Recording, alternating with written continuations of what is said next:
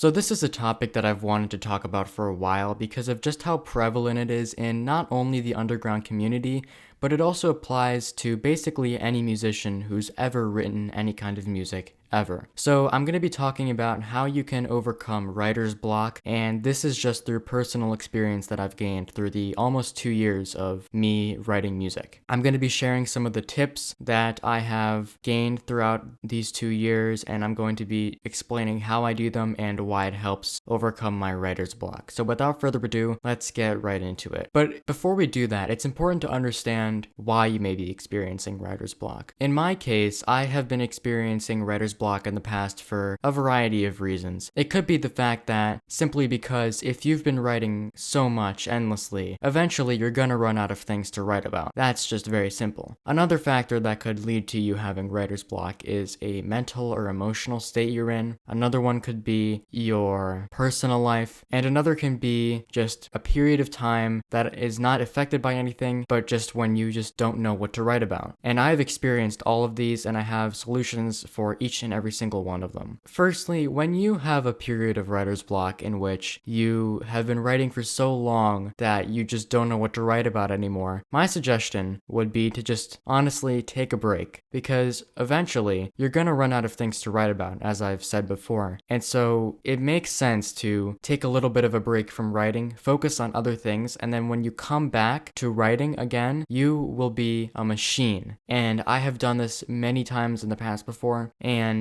it works every time, because if you put a lot of stress on yourself while you're writing, which most artists do, it can lead to a lot of problems, especially in the quality of the music that you're writing. And so, logically, it makes sense to take a break every once in a while if the writer's block is getting to you. Obviously, if you're writing and there's no problem, it doesn't make sense to do this, and if you're enjoying what you're doing, don't take a break. But if you have severe writer's block and you just don't know what to do to get out of it, taking a break is the most obvious solution. There are more nuances to it than that, but sometimes what is on the surface is simpler than it seems, and taking a break can alleviate a lot of the problems that occur when having a lot of writer's block. Additionally, when I am in a mental or emotional state that does not best suit me to be writing anything, I usually find it helpful to understand why I'm feeling that way and either put my thoughts into a song. It doesn't even have to be something that you publish, just literally write them down. It doesn't even have to be a song at all. Just write them down, and you have to try and escape